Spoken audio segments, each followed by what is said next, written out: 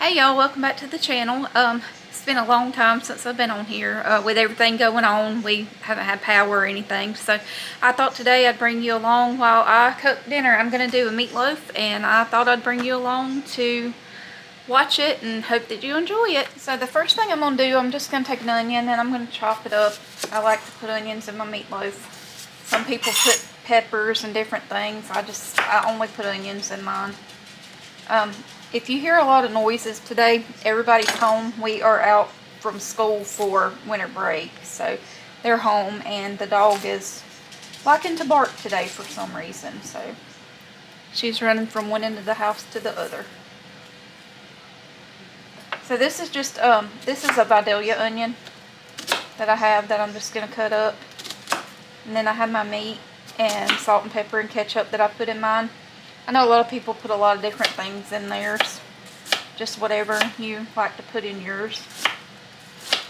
I'm so thankful that I can actually cook again since we have power. We were very, very excited when we got power back.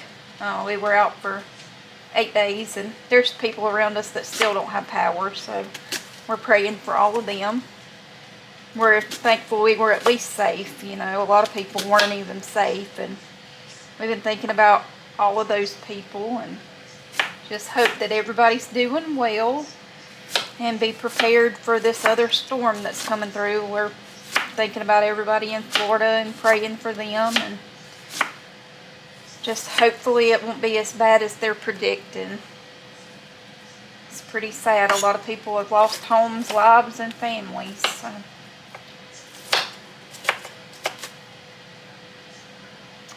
So like I said, I'm just chopping up one medium onion. That's my oven that I just preheated to 375. I have a pan here that I'm going to use. Let me grab a bowl so I can mix it all up in it. Let me see, I think I put them over here.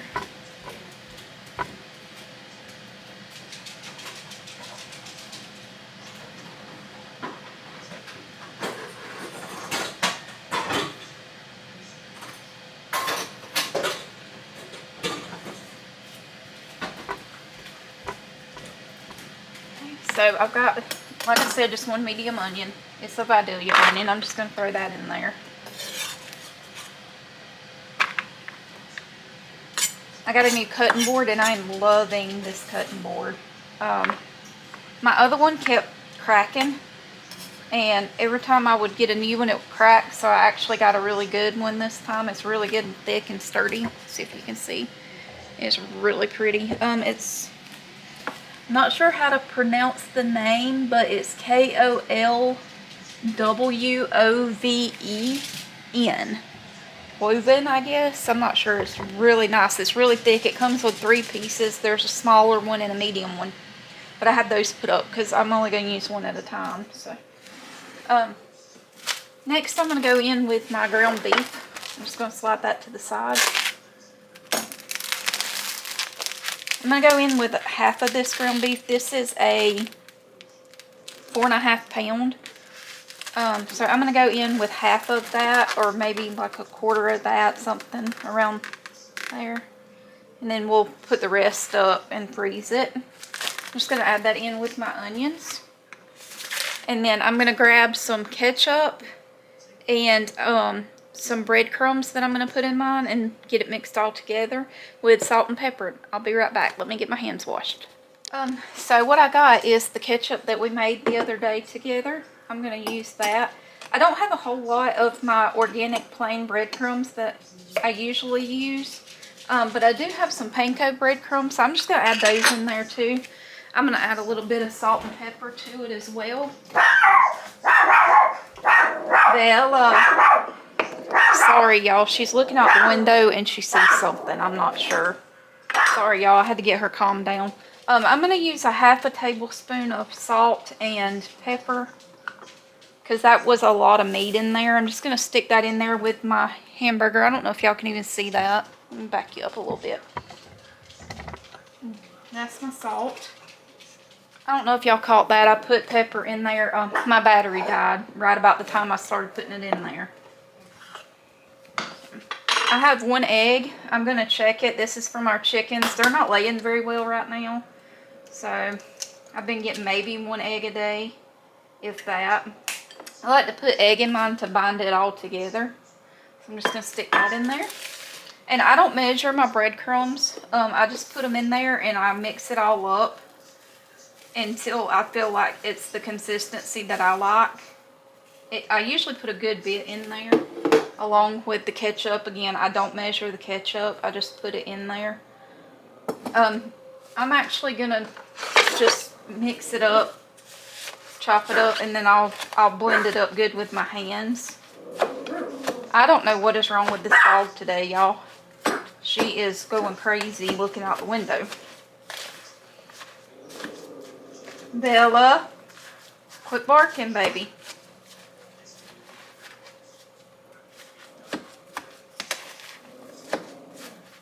I'm just going to get that mixed up pretty good. And when I get it all blended up, mixed up together, I will bring you back and I'll show you when I put it into the pan. And like I said, I already got the oven set. Okay, so now I got it pretty well mixed up.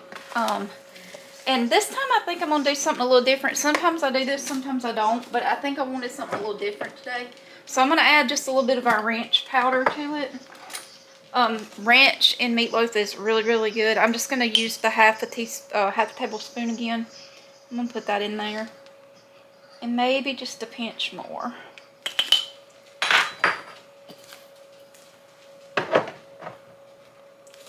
And get that all stirred up. Now throughout the process I may need a little bit more ketchup. Because you don't want it too dry. Unless you like it dry. I don't really like mine dry, but I don't want it really greasy either. So, one thing that I do that I was actually taught by my father-in-law is if you take a mason jar and you put it right in the middle of your meatloaf, it'll draw up all the grease into the jar when it starts cooling, so you don't have to worry about all the grease being in the meatloaf. So I do that a lot. And I think I have a mason jar sitting out. Maybe not. So I'm actually going to do that because I don't want it really, really greasy. So I'm going to grab that mason jar and I'll show you how to do that. And you just build up around it. And then when it's done baking and you take it out, then the jar, once it cools, all the grease will suck up in there. And then the grease will harden inside the jar. And then you can just take the jar out and cut around the meatloaf. So I'll show y'all how to do that in just a second. So it doesn't have to be a big mason jar, just something that'll be okay in the oven. So I just got a pint mason jar here. And I'm going to spray it right there so that the meat doesn't stick to the jar, and you put it right in the center. And then you just build your meatloaf up around it. And pat it down.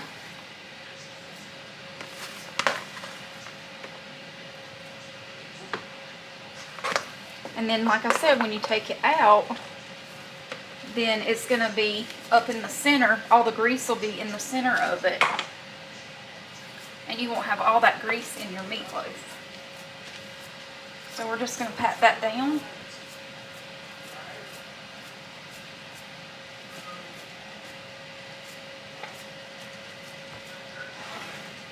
I'm just going to pat it down all the way around it. And you're going to bake it with it in there, so you are going to have a hole in the middle of it. If you don't want a hole in the middle of it, then I don't know what to tell you as far as like how to get the grease out other than like this. But I'm pressing that down really good in there, and you saw I already sprayed everything. So let me bring it a little closer here. And y'all can see there's your jar in the middle. The meatloaf is around it, pressed all down. Okay. I'm going to stick this in my sink. Wash my hands real quick.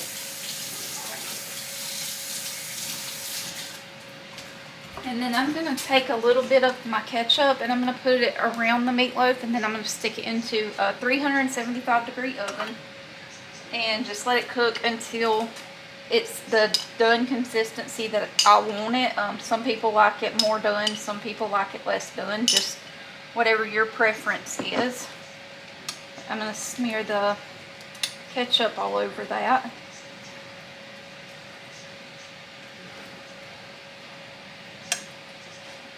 And this is just a really simple, easy recipe.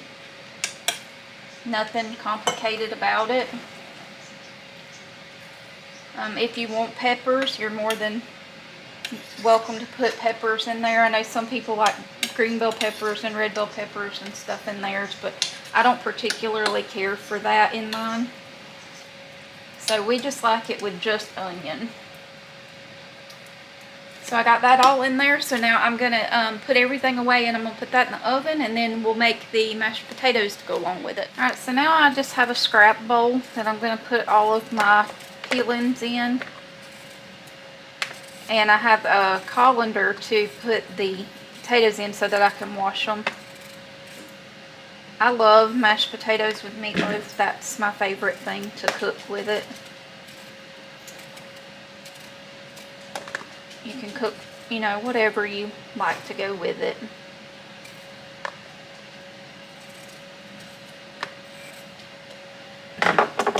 I'm using the yellow Yukon Gold potatoes.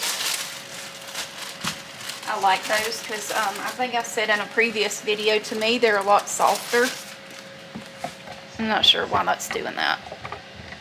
Sorry about the blur. I don't know what happened. I don't know why it did that. This one has kind of a bad spot, so I'm just going to cut that out. And then that side.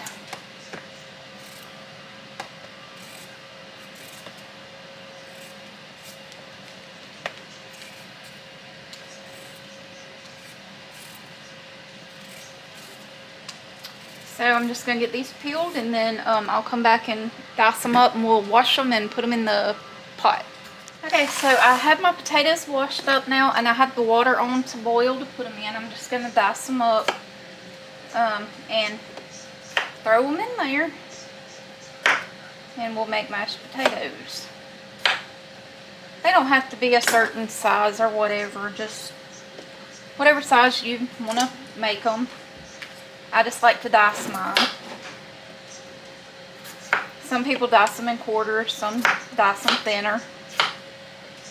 In the end, they're all going to be mashed up anyway, so it's not really going to matter how you dice them.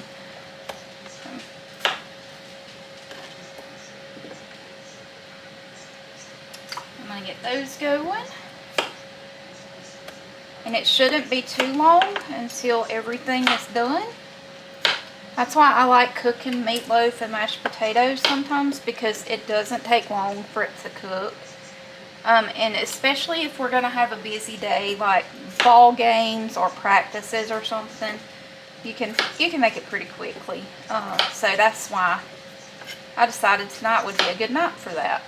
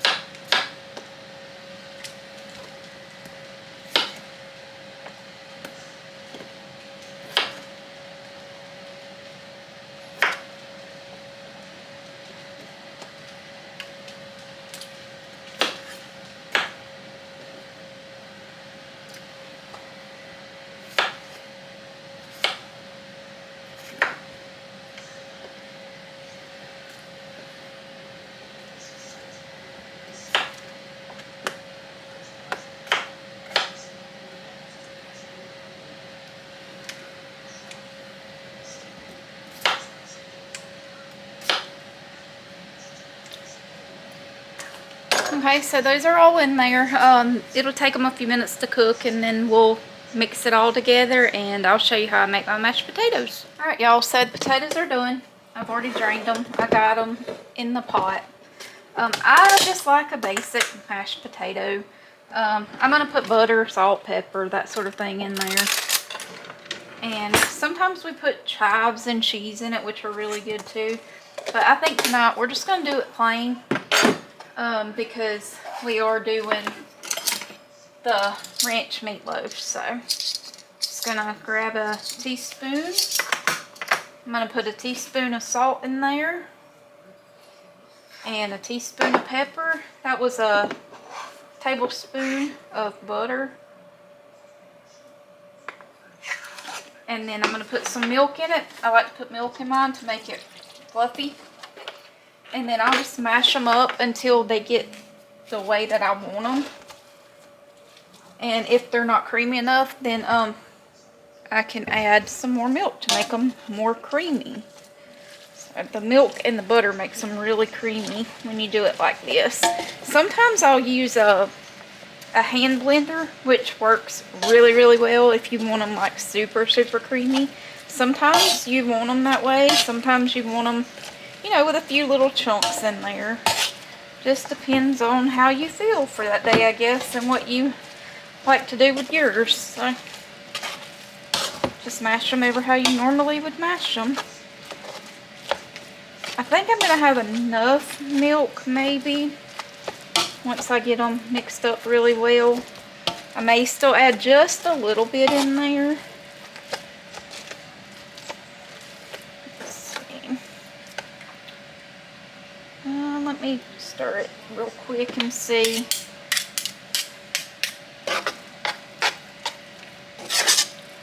Yeah, I think I'm going to add just a little bit more in there. It's not going to take much.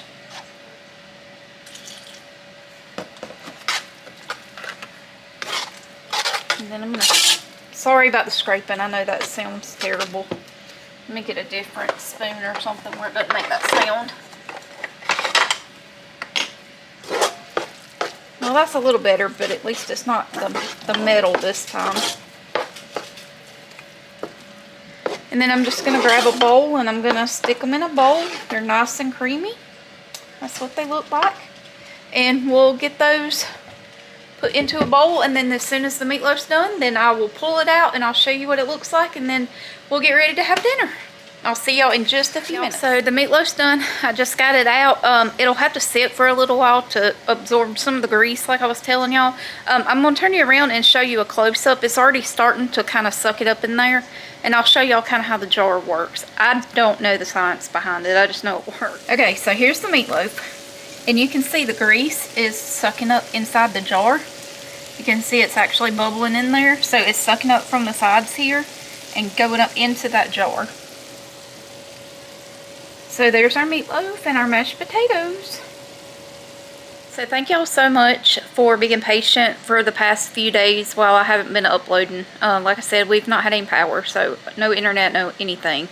But thankfully everything is good now, so hopefully we'll be more consistent with uploads again, and I hope that you guys enjoy it. If you will, please like and subscribe and share it, and I will do my next video as soon as possible. Thank you so much for watching, and have a blessed day.